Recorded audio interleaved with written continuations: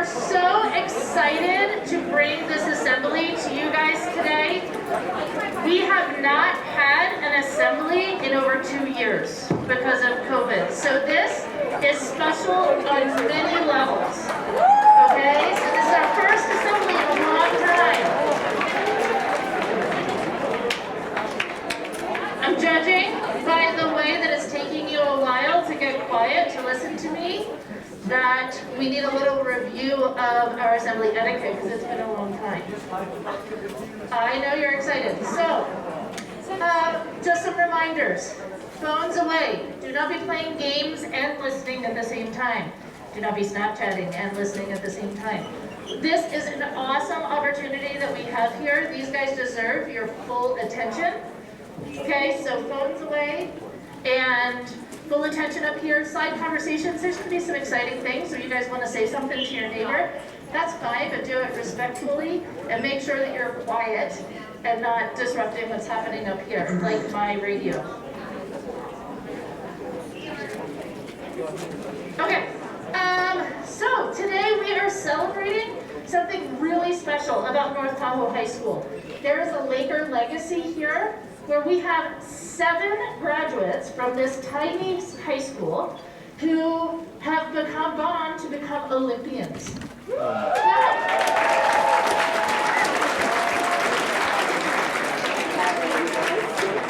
That is beyond huge, okay? So these guys who are here today, we have 5 of our past Olympians who are here to talk to you about their experience both at Nortojo and skiing and in the Olympics. And then we are also here to cheer on our 2 graduates, AJ and JC, who are competing in Beijing, and they're there right now.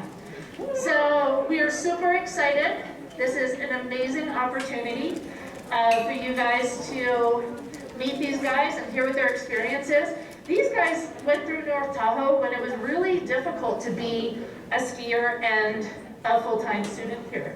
We didn't have the supports that we have now. We didn't have the ski academy.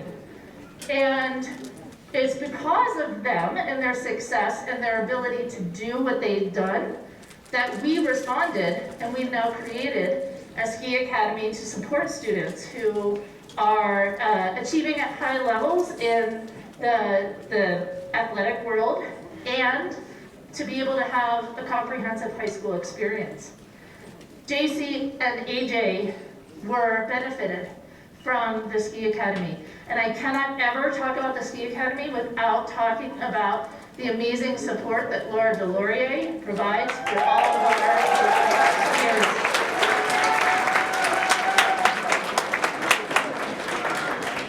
She is amazing. So now enough of me and my prideful gushing. It is my pleasure to turn the mic over to silver and bronze medalist, Shannon Barkley. High School, how you guys doing? Okay, so it has been so long since that I've been back here, and I have to tell you that I am so excited to be here, celebrating the Olympics and the 2 Olympians that will be competing in Beijing. But before we kind of talk about them, I want to introduce the other fabulous Olympians that we have here, and we're going to have a conversation. So I'm going to ask them about, what their time at Nortojo High School meant to them, what their ski career was like, what got them into it, and then what their Olympic experience was like, and now what we're all doing now. So if you guys have any questions, we're going to do some questions at the end, but if there's something that you're dying to ask and you want to know, raise your hand, because this is about you and inspiring you, and if you have a dream and if you have a passion, that's what we want to instill today. But I have 2 of my little cousins that go to school here. Sienna and Beckley, are you here? Yes! Can I please give a shout out to my family that I love so much, and they're the best, and I hope you all love them too because they're my favorites, okay? Okay, so I want to introduce, right now we have Marco Sullivan right there on the end. He is an all-time skier. We have Bill Hudson, also an all-time skier. And then we have Bob Ormsby, who is also an all-time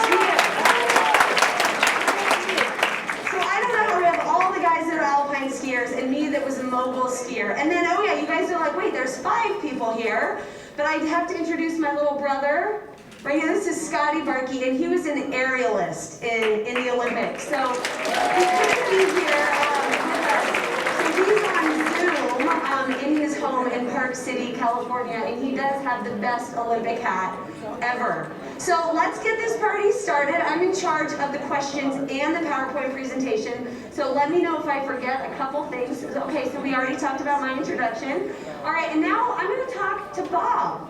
So this is Bob's, okay, so you guys have to realize this is their high school yearbook photo. Okay, this is so good. I love this. Bob, you are beautiful. I don't know if you know that, but I want you to check out this picture and see what a fine specimen you are. Okay, so I want you to tell us a little bit about your Nortojo High School experience and what this place means to you. Okay, well, I started here in the 6th grade when they opened the school. And in the 8th grade, I ran for student body president, and I won. Woo! And then Did you like go on, you know, all Coke all the time and Pepsi and Sprite like in every class? Is that what you told people you're going to promise to no, do? we came to the auditorium, gave a little speech. And I think it was one of those deals where my brother really helped me out with my speech. Matter of fact, I think he probably wrote it because he was quite a bit older than me and a little more talented with his speech writing. But it was fun times. Good. And what do you remember most about being here? What was your best time? The best time was once I started high school. We were getting out of school at noon every day. We were going to the mountain. And back then, the way they did it is you went to early bird PE, they called it. So we got up, we were on campus at 7 in the morning. We stayed one class later in the fall. And then when the winter came, since we took 7 classes in the fall, we dropped down to, I think, 4 in the winter. So we were out of school at 11:45 every day on the mountain. Hitting the mountain. Yeah. All right, So making it happen. Yeah. Okay, so now we're gonna go to your next slide here. Your skiing career. I mean, that's amazing right there, folks. That's amazing. So how did you first get into skiing? How did you find that sport? I had a buddy who got me into the sport because my parents weren't skiers. They both grew up in the Bay Area. My dad played college baseball at Cal, University of Berkeley. So my buddy, he kind of got me into it. I told my mom, I said, man, this is really fun, I want to do it. And it just kind of snowballed from there. And So you don't have to come from a skiing family to be an Olympian. that's right, It's that's just, right. it all comes from kind of.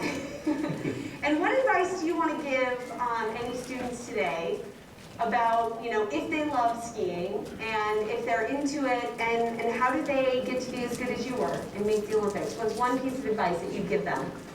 Probably the best piece of advice is, you know, follow your passion. If you really like it, really chase that dream. And I think you reach a level where you realize what you put into it is what you're going to get out of it. So the harder you work, the better you'll become. I love that. I mean, I think, like, in today's age, people are like, oh, I just want to, you know, like the shortest distance from point A to point B.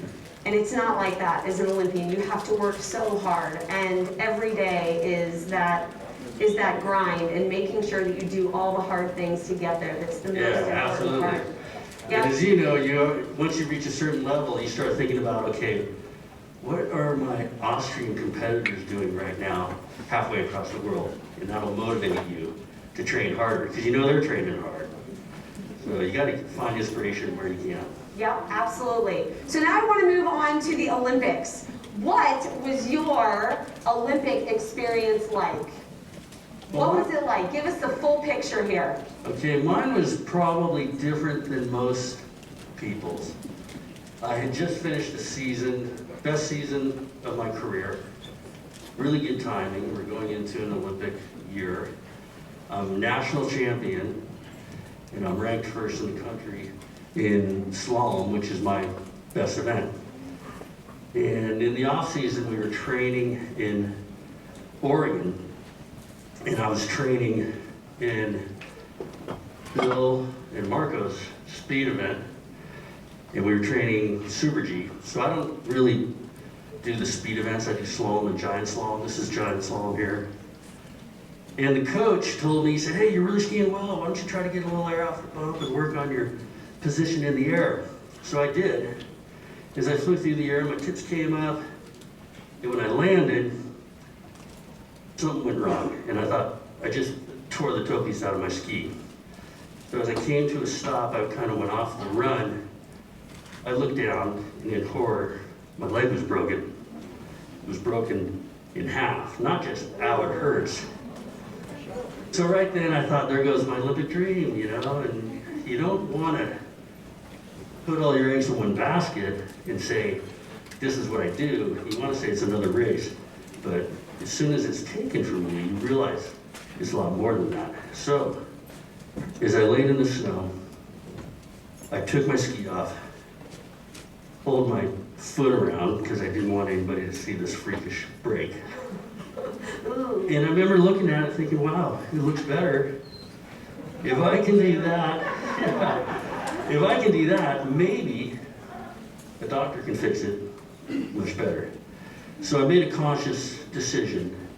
At that moment, I thought, okay, I can walk away, I can retire, and everyone will feel sorry for me and say, wow, he would have made the Olympic team. Or I can make a comeback. And I thought, I'm gonna make a comeback. And I promised myself, I said, it's a comeback where it's not let's see how it goes. It's you're all in until the end. And if it doesn't work out, you can at least look in the mirror the rest of your life and know you gave it everything. So thus began my journey.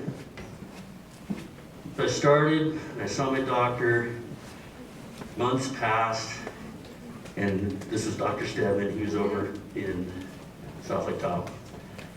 And he kept saying, you're not ready, you're not ready. And I said, look, I gotta get back on the snow. 3 months passed, 4 months passed. We're looking at the x-rays, it's not quite filling in here. And then finally, more out of self-pity, I said, look, if I don't get back on the snow now, I have no chance. And I expected him to say, you're doing great. You're healing, everything's gonna work just fine. And instead he looked at me and he goes, you're right. If you don't go now, you have no chance. And then he told me, I'm gonna clear you, but you're probably gonna re-break your leg. And I remember I walked out thinking that wasn't the vote of confidence I was looking for.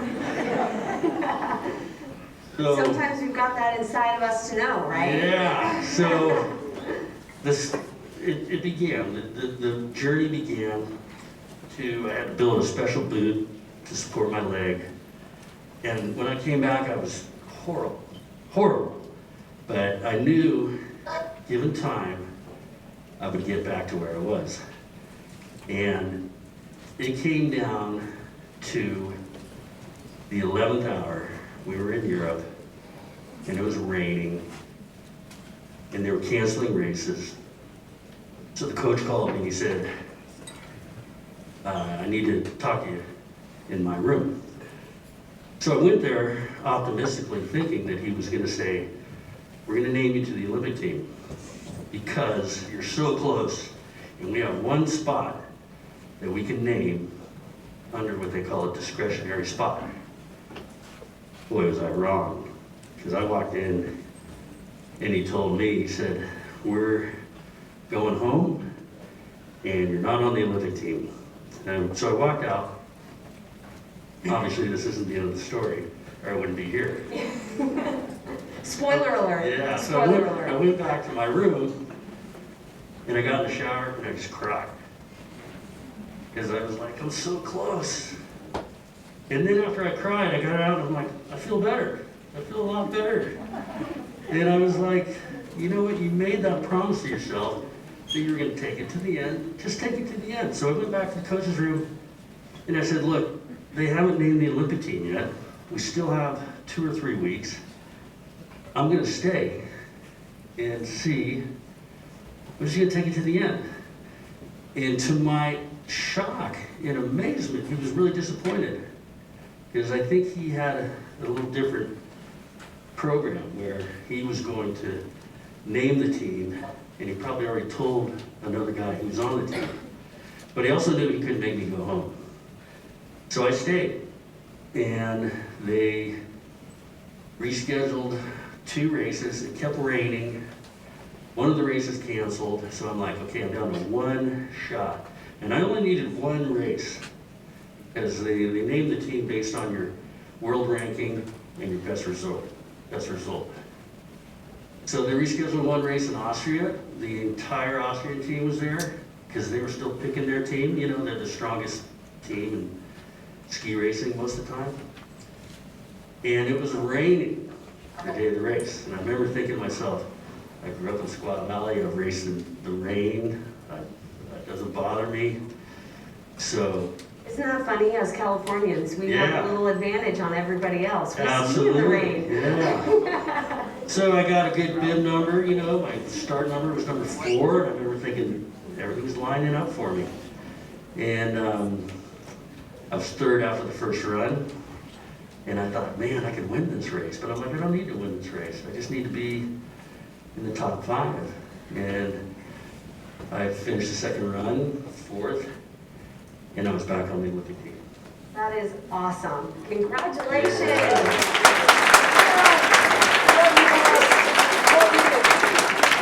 I feel like true champions and people that do make the Olympics, it really is about seeing to the end, right? Never giving up and believing in yourself more than other people believe in you. I think that is almost the essence of being an Olympian, is finding that self-belief, digging deep down and never giving up until it's at the very, very end. So congratulations. So now, let's go, what are you up to now? What are you doing now? Well, while I was competing, I continued with my education, and I like to tell people that it turned out I was on the 15-year plan to get my degree. Sometimes that'll happen. But that'll happen. It's a pretty neat thing, because I did go to the University of Wyoming for a semester when my career, my athletic career was slightly interrupted when I broke my neck. And I went there on a... Was that a full stop? Or like, was that like a pause when I broke my neck? And then you just continued? Well, I broke my neck, and they put on this funky halo, and I didn't know I was going to be able to ski again. And meanwhile, I had all these great opportunities to go to college anywhere in the country on a scholarship. And Does anybody want to know, like, how did you break your neck? How did that happen? Is that important? Yeah, I think so. I was, like most people probably in this room, I kind of liked riding dirt bikes. Yes! Happened on a dirt bike. Okay, everybody be careful on a dirt bike. But it didn't happen like, it happened in a really weird way. I was riding my dirt bike, I wasn't out like jumping and stuff, I just came into a turn too fast. And okay, don't tell your moms about the dirt bikes, okay? Yeah. Just tell them they're really fun. But I healed, I recovered. Riding a dirt bike. Yeah. So I healed fine and I recovered, but at that time when I went back to take a college scholarship, there was only 1 scholarship left. And it was the one school that I vowed I would never go to. It was the University of Wyoming, because I thought, I don't want to be in Wyoming, I don't want to be on the prairie. But they had a scholarship for me, so off I went to Laramie, Wyoming. Great. And while I was there, I learned a very important lesson that if you don't become an Olympian, you go to college. I took too many classes, so I had to drop one. I dropped calculus. I went in to talk to the professor.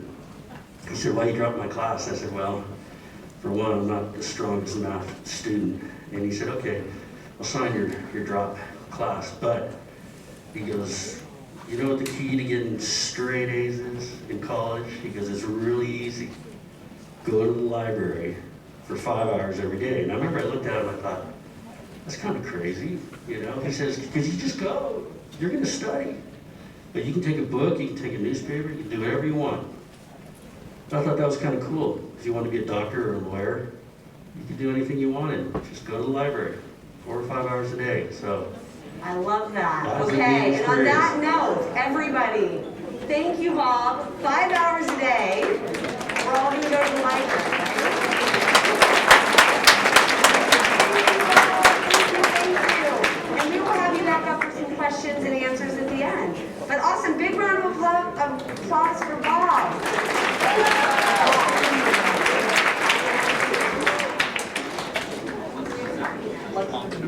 Sure, yeah. Okay, we're gonna move on to Scotty because he's in this helmet, or in this hat that he's got on. Okay, hold on. I've got to get to his slides though, which I don't know how to do. Just right, so we're just gonna go through it like this. Okay, so you guys. I mean, I just have to brag for a little bit because this is my brother. But I mean, come on, was he not like the best looking senior you've ever seen? I mean, he was just, he's so good looking. I'm so proud to be his sister. So he graduated as class of 2003 from Nortojo High School. He went to the 2010 Olympics. And this is a pretty cool fun fact. So both my brother and I got to compete in the 2010 Olympics together.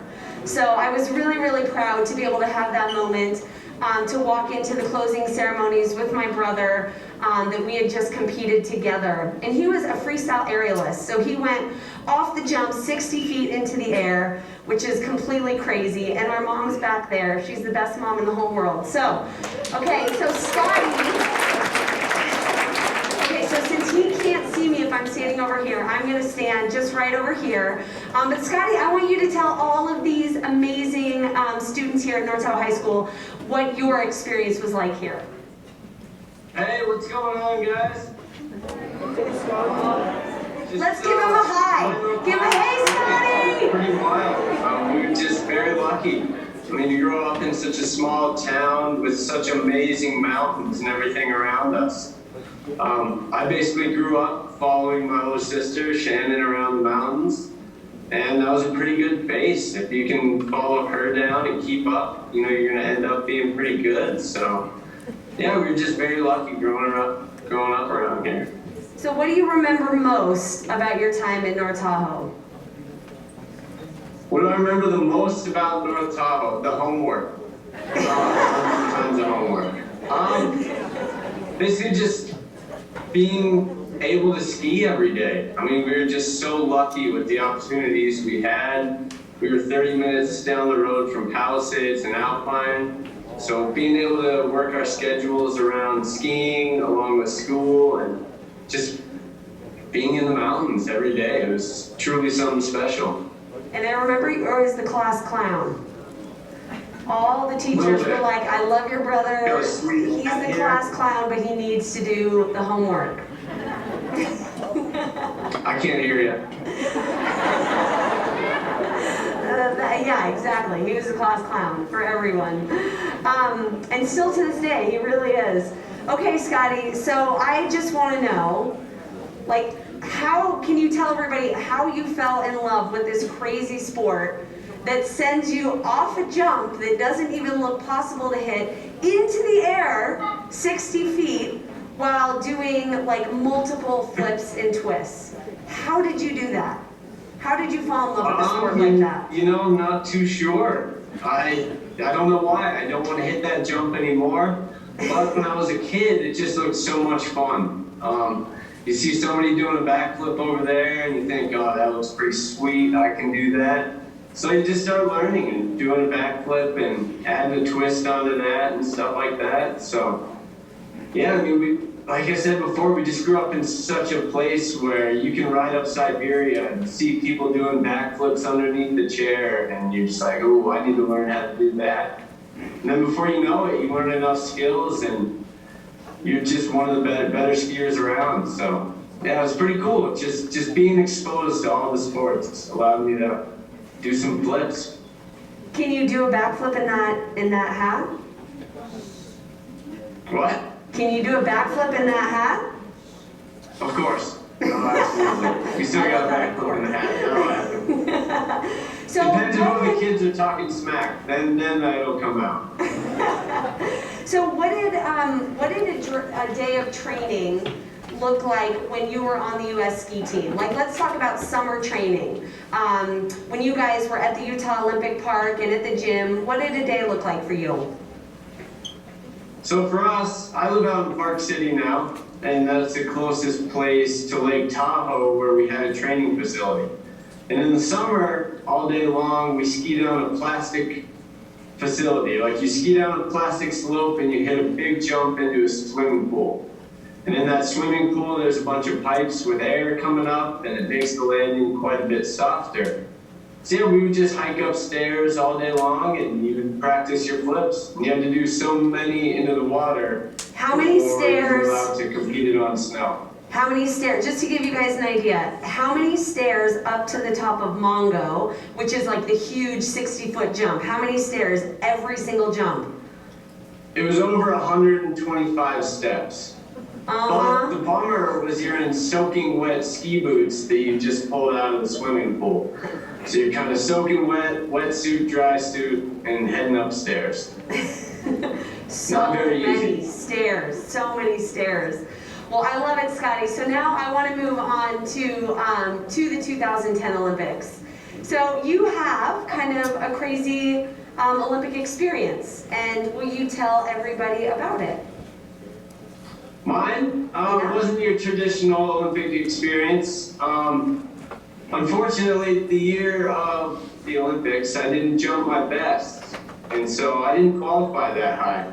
I qualified well enough to be an alternate, which I didn't quite know at the time. But right before the Olympics, my teammate Dylan Ferguson, he went down with appendicitis. And so he wasn't able to compete, and then I was next in line. So I was able to jump on in and ski in the Olympics. So it didn't quite go the way I wanted to, but I put myself in position to be there when somebody else got injured that I could step on in. So yeah, it worked out pretty well. Now I have to remember, we were at the house that my parents had rented, and I remember we were having a good time. You know, we were all 21, so maybe we had like a cocktail or a glass of wine. And I remember he got the call.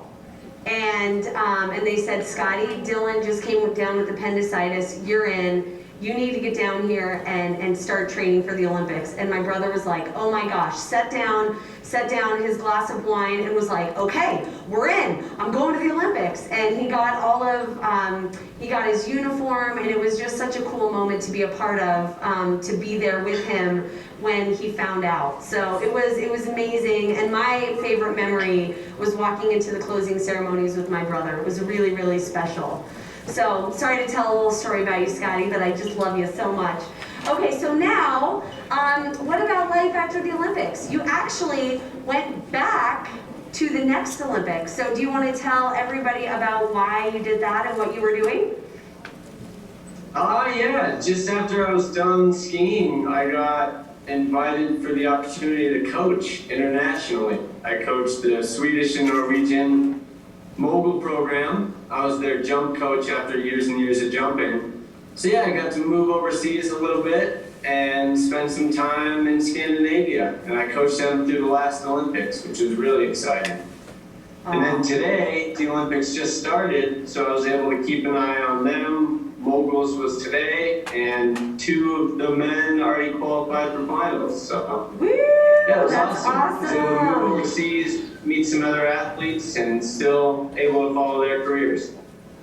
That's awesome, Scotty. So now I just want you to, what is the one biggest piece of advice that you would give any of these students in the room following their dreams? What's one piece of advice? Just have fun doing it. I mean, you are in such an amazing place with the ski resorts that are right down the road. Just have fun. If you can end up having a blast skiing with all your friends, you're gonna end up pretty good. So yeah, have fun out there and listen to your teachers. Yeah, they're smart. So. That's awesome. All right, thank you, Scotty. Okay, so I think what I'm going to do really quick is I'm going to I'm going to minimize you, and then we'll bring you back in the question and answer, okay? All right, give Scotty a round of applause. Okay, so I think we can still hear you, Scotty. I don't really know, but we're just going to go with that. Okay, so we are going to now go to the fabulous, the most wonderful Bill Hudson, Nortojo High School, class of 1984, and he competed in the 1988 Calgary Olympics in downhill Super G and combined. I mean, who doesn't want that? Like, that is so good. Good-looking kid. I mean, still the same, but like, woo-wee! I love all these. I just love all these.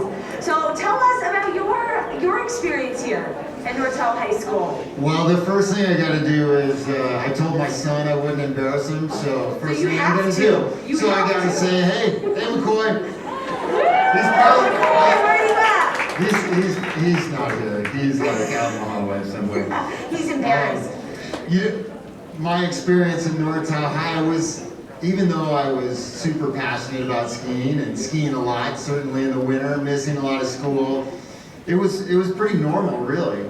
I gotta pull my mask down. That's good. You're good. And I was on the football team. We beat Truckee my junior and senior year in football. Yes. I was, I wasn't that excited about academics, but I was super competitive, and so I was like, I might as well get straight A's, right? So I worked hard to get straight A's, and it was a good thing because it kind of set me up for some other opportunities afterwards. But yeah, it was a pretty normal high school career. As Bob said, we had to come, in those days you had to come to school at 6 o'clock to be able to get out early in the winter to ski. So, we had to get up early, but it was a pretty normal career, and went to high school career and went to the dances. I don't know if people do that anymore. You still go to dances? No. Maybe not. Sorry, COVID. I know. So what were you most passionate about in school? What was like the thing that just fueled your fire? Skiing. Skiing was, my mom was a ski school instructor in Olympic Valley, where I grew up, and I love to ski, and like I said, I was super competitive. So once I started racing, I wanted to win. I wanted to do better, and it's super clear in alpine racing. There's a time, and you get a list, and you're either at the top of the list or you're at the bottom of the list, and I didn't like being at the bottom of that list, so Nobody ever does. I worked pretty hard on it. That's awesome. So now tell us all how you got into skiing. What was your first experience skiing? Well, I've had a pass at Palisades. I wore the shirt so I remember the name. For 52 years. I was 3 years old when I got my first pass. As I said, my mom was a ski school instructor, so it was kind of natural. I lived right there. It was kind of natural that I'd be a skier, and I really enjoyed it. And obviously, my mom was an Olympian as well. So she taught me a thing or two, and it was easy to do. It was right there. I lived in the valley, so. And what was the biggest thing that you overcame during your career? And I was gonna say, I always tell people now, they're like, "You're a really good skier," and I'm like, well, if I wasn't a good skier, I grew up in the valley. That would be wrong. Sorry, what was the question? What was the biggest thing that you overcame? Like Bob, I had a few injuries. Bob actually came and visited me in the hospital. Kitzbühel, Austria. It's the Honeycomb, the biggest World Cup downhill. The Big Daddy. Big Daddy. I had done really well there at the time. I was young, and I was 12th place the year before. And the first training run, I went out of the gate and had a big crash, and took me away in a helicopter, and I broke my arm and my shoulder and my back and my sternum.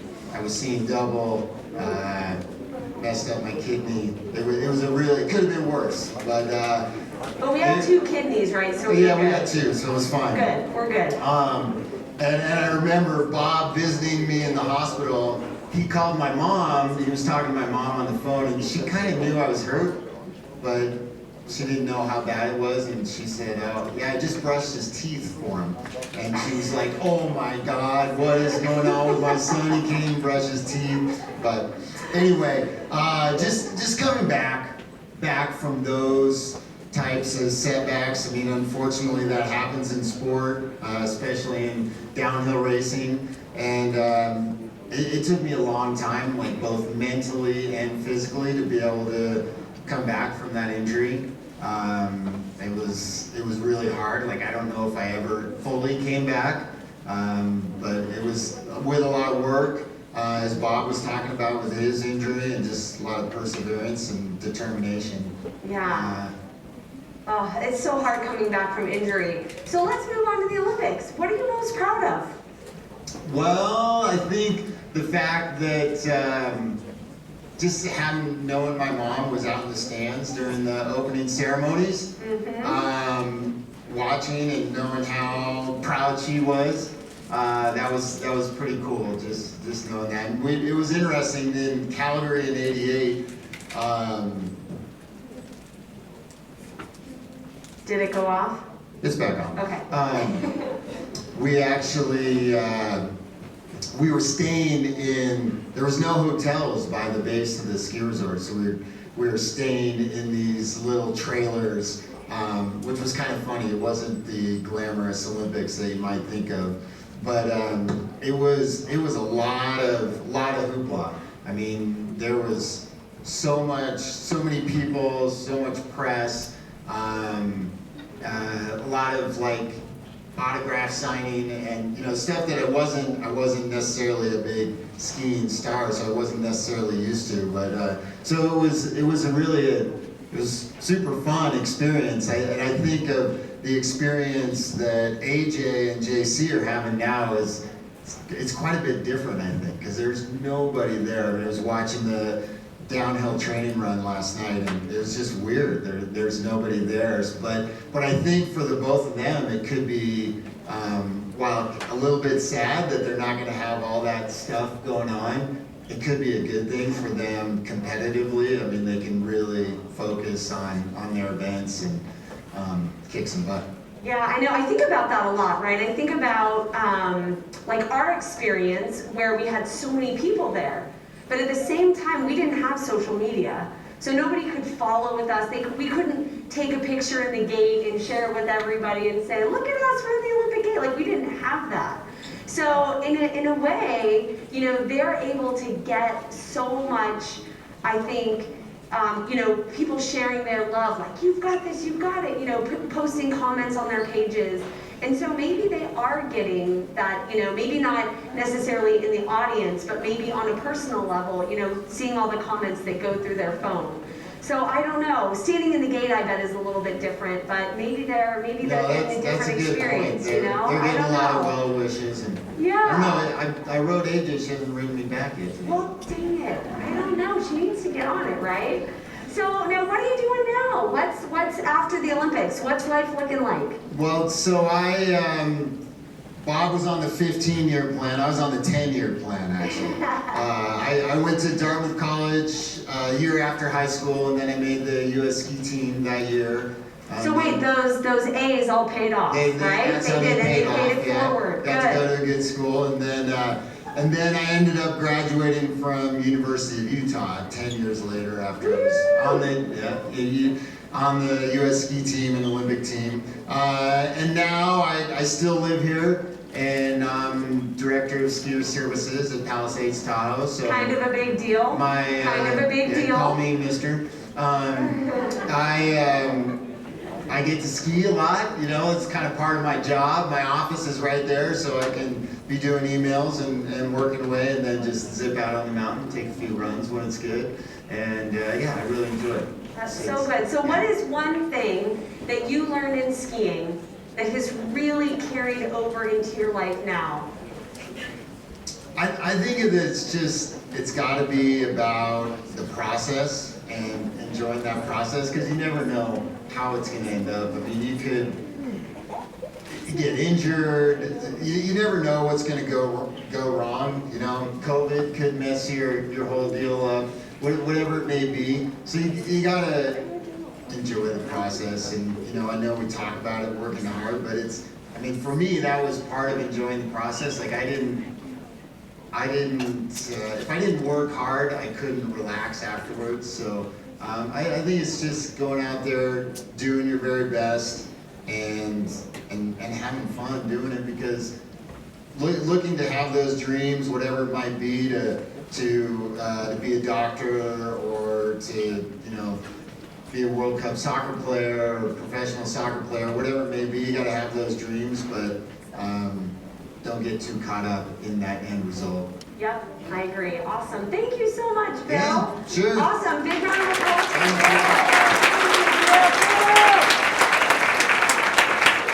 Okay, well, I think I'm up, so I'm going to ask my own questions. And I mean, come on now. Look at that fuzzy sweater. 1998. Woo! I felt so good in that picture. Before my pink hair. But I graduated in 1998. And then I was lucky enough to compete in 3 Olympics, 2002 in Salt Lake City, where I won a silver medal, 2006 in Torino, Italy, and then I won a bronze medal in 2010 in the sport of freestyle mogul. So I brought my Olympic medal. So my bronze medal is actually in the U.S. Olympic and Paralympic Museum in Colorado Springs. So if you ever make it out to Colorado Springs, you can go check it out. But I brought my silver one here. So if you guys want to take a look at it afterwards, I'll leave it up on the table and you can hold it, take pictures, take selfies, whatever you got to do. It's here for you, hold it. So I guess the first question to myself is, what do I remember about Nortojo? Man, I love this place. I was so excited to go to a school where I loved learning. I loved the teachers. I loved being able to go to science and to go to math, and then to go to band. I played trumpet for all 7 years. Yes. And Mr. Norby was my favorite teacher. It was so funny. I was like, okay, I gotta remember, what was like my favorite teacher? And Joanna, I know, we've got to tell our favorite teachers. And Joanna was like, you're so lucky because he's here. And I'm like, stop it. Okay, yes. So I love being able to play the trumpet and play soccer and ski and learn and be at the lake, you know, like laying in the sunshine after class. So I really, really loved my experience here. And I'm just so thankful that I had the opportunity to go to a public school and be the best person that I could be. So you guys are in a lucky place. Alrighty, my next question to myself is, how did I get into skiing? Well, it's pretty funny. My parents are both from LA. They moved up here on their honeymoon, and they taught me how to ski when I was 3 years old. And I loved skiing. It was awesome. It was like freedom, right? They could just drop me off at the ski resort, and then I could ski with all my friends and just be on my own and have freedom and go on the chairlifts that I wanted to go on and go on the runs that I wanted to go on. So I just fell in love with the sport of skiing. And then I joined the freestyle team at age 12 at Palisades, Tahoe. Back then it was Squaw Valley. So I fell in love with moguls because of the difficulty of them. I just felt like, wow, I hated them so much because they were so hard. But then once somebody taught me how to do them, I was like, whoa, this is awesome. I love these. I want to be really, really good at them. So I love skiing. It was the same thing. I came to Early Bird Jazz Band. So that I could get out early after lunch and go skiing. So I got to school at, I don't know what time, Mr. Norby, like 6:30, 7. It was so early at the time. It was so early. I don't know how I did it for all those years, but for the love of skiing, I was able to do it. All right, let's see, my next one, the Olympics. So what did it feel like to compete in the USA? Because I got to compete in Salt Lake City in 2002. And I have to tell you, it was the most amazing experience ever to be able to compete in the US. So we travel the world, we wake up in a new country every single day. But when I stood in the Olympic Gate in Salt Lake City, with all of the USA out there cheering us on with red, white, and blue, and as I stood in the gate, I really realized that that was where I was meant to be. In that moment, I've never had a feeling before or since of just feeling so incredibly right. And I'll never forget, I looked up at the sky, and it was a bluebird day, no clouds in the sky, and I just thought, I'm the luckiest person to be able to do what I love right here, right now.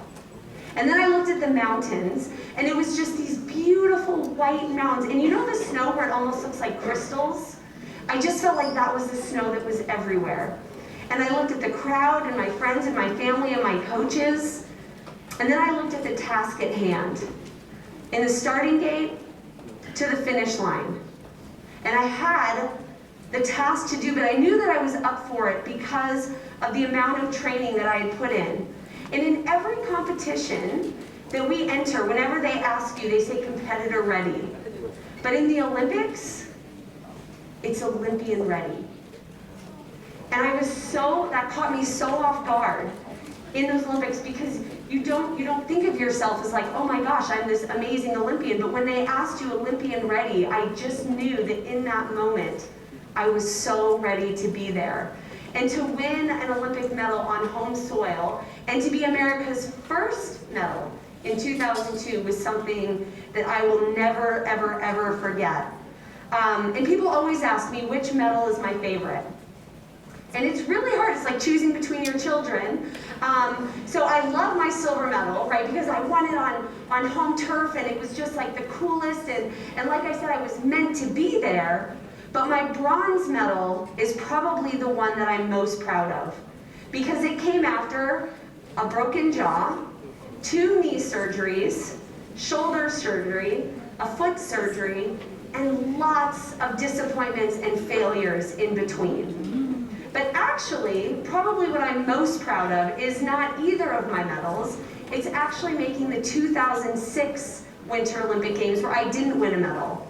Because I made those Olympics after breaking my jaw and missing a whole half season of competition, and my first World Cup back, blowing out my knee, and missing an entire year of competition when our sport changed the most. I don't know if you guys remember Johnny Mosley did the dinner roll, but he changed our whole sport forever. And so for me to make those 2006 Olympics under all of those circumstances, and not win a medal is the most proud thing that I've ever accomplished in my career. So I guess I have no medal is probably my favorite medal, and then my bronze, and then my silver.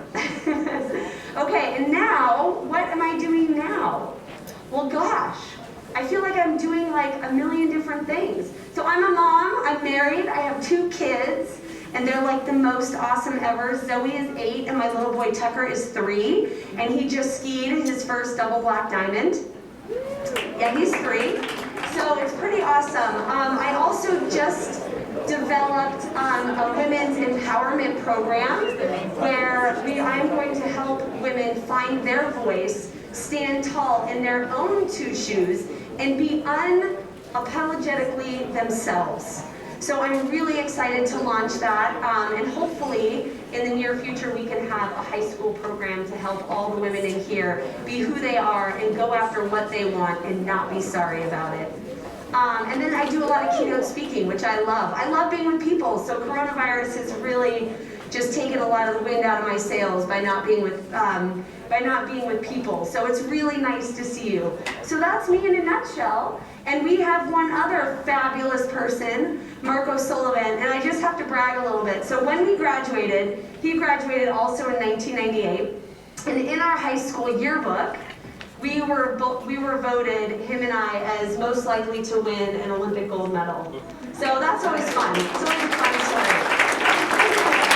So welcome, Marco.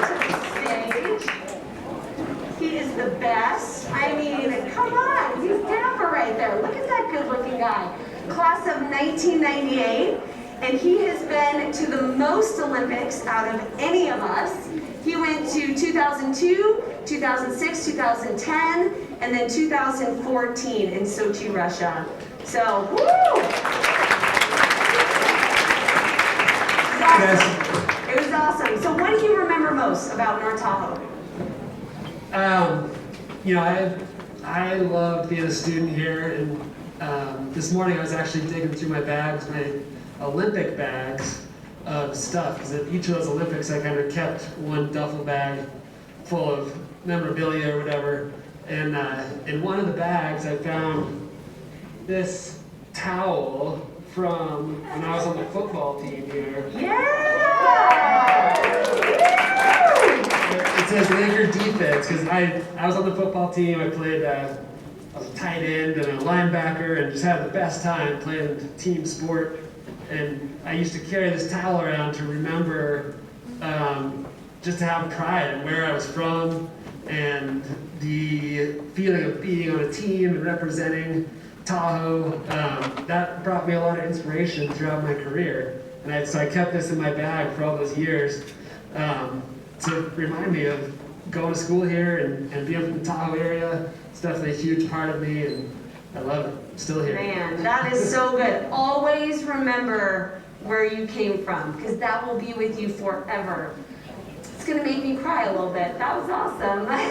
So are you still good friends with some of the people that you graduated with?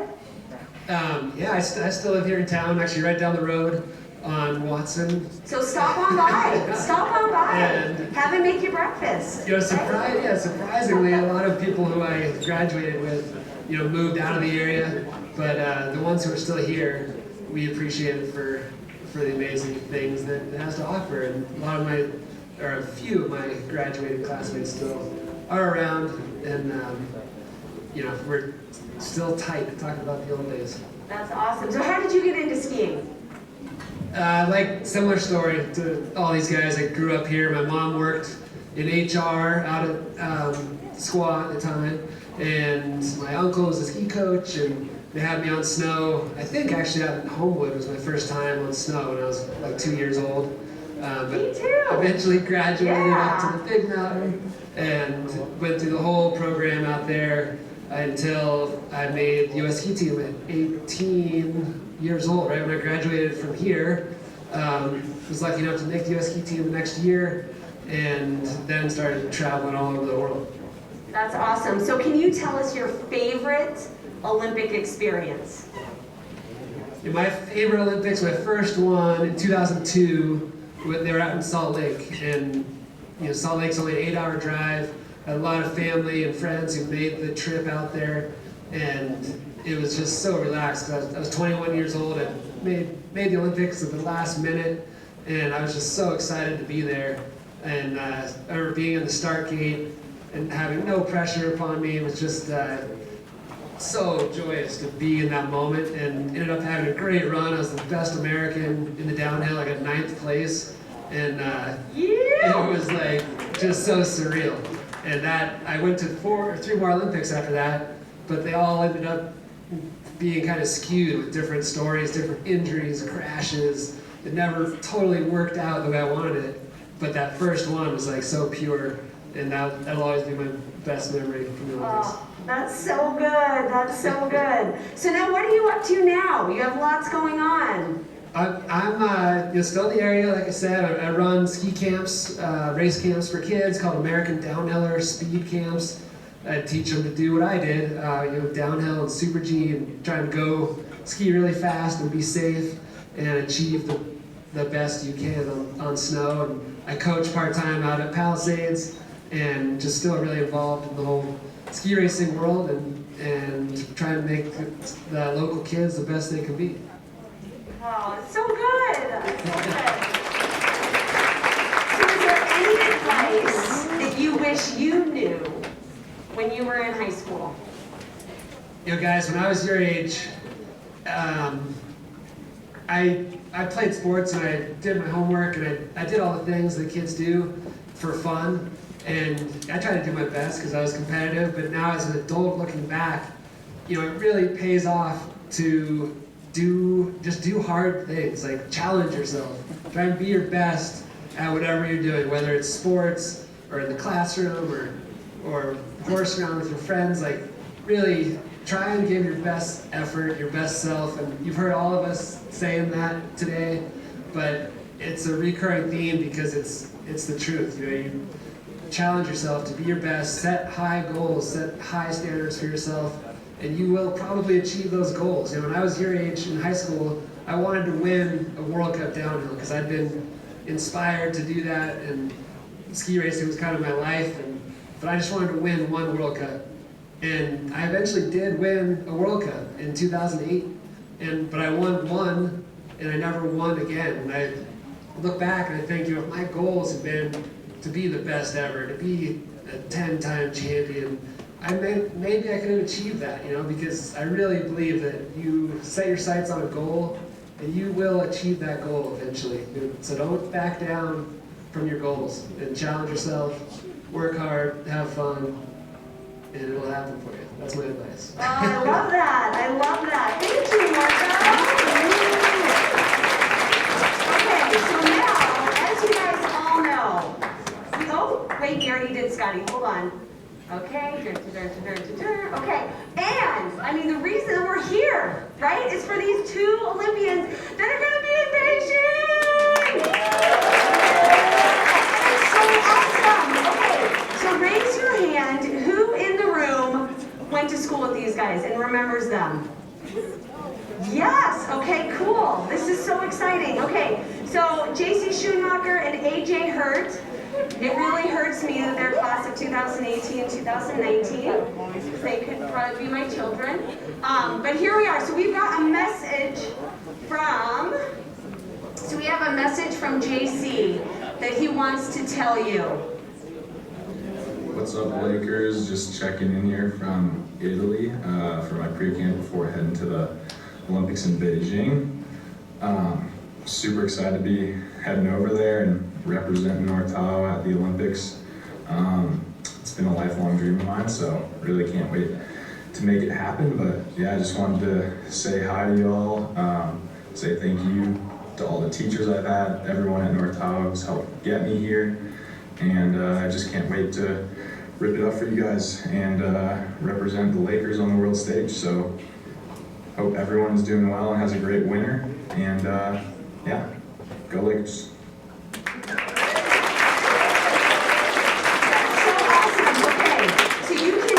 You can tune in to watch him. I'm sure on his Instagram and everywhere he's posted the times and where. But opening ceremonies, obviously, he's going to be walking February 4th. Skate sprint on February 8th. The classic 15K February 11th. And the team sprint on February 16th. So make sure that you set your clock. It's early. It's like 3 in the morning or 5 in the morning or something like that. But be here, make it happen, cheer him on because he's a Laker, and that's awesome. Okay, so next one, we have, oh geez. Okay, oh boy. See, this is why you don't let the lady with the pink hair be in charge. Okay, there we go. Okay, AJ Hurt. Who remembers her? Yeah, so awesome. So Alpine Racing, she was class of 2019. And here is a little message from AJ.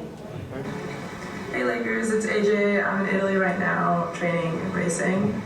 And in just a few days, I'll be leaving for Beijing for the Winter Olympic Games. I'm super excited to go and super excited to represent Nortojo High there. I just want to say thank you to everyone at Nortojo, all the teachers who I had over the years, and even bigger thank you to Miss Mitchell and Laura Delorier who helped me do school while ski racing on the road. Nortojo is a great place and it's a great school, and enjoy your time there because it flies by pretty fast.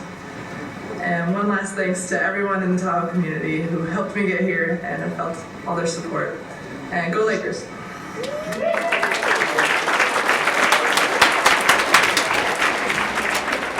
Oh, it just warms my heart. So again, opening ceremonies, hopefully she'll be walking in February 4th, and then women's giant slalom on February 7th. So, and just if that isn't enough, these are all of, oh, good night. All right, here we go. Okay, so here are some of the other Nortojo Truckee locals to support. But you know, we had to like claim, in order to be in the video, to be on the panel, you have to graduate from Nortojo High School. So I know people are like, what about Travis? What about Bryce? Did they graduate from Nortojo? No. So no, they don't get the honor of being in here and talking to you, all right? We gotta graduate from this awesome place. But we show them the love too. So Hannah Halverson, cross-country skiing, and she's a Tahoe City local, so we love her. Julie Cashman, alpine skiing. Nina O'Brien, alpine skiing. Maureen, alpine skiing. Travis Ganong, alpine skiing. I'm going to stop saying alpine skiing, okay? Bryce Bennett and Luke Winters. So let's give everybody a round of applause.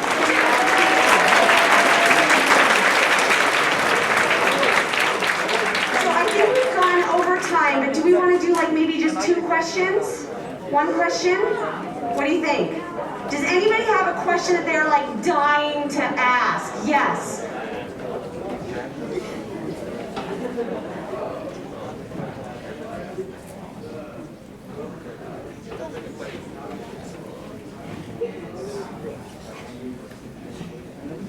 The question was, after I won my World Cup and that was my goal, what did I feel like afterwards? Like, what's next? Yeah, man.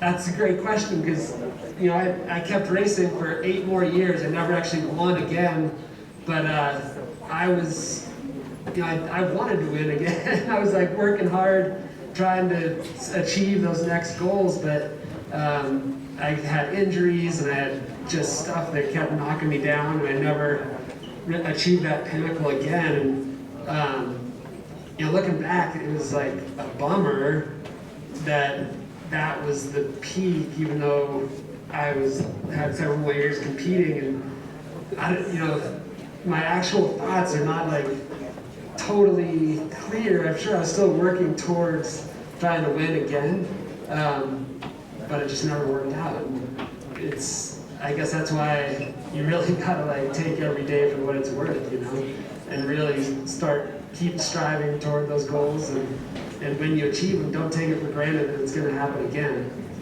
because sometimes it might not. So appreciate what you got and work hard every day. I love that. Thank you. And great question. Okay. If they have questions, they can stay. Okay, perfect. Okay, so thank you guys for I just want to leave you with one thing. So I just want to leave you with my favorite quote.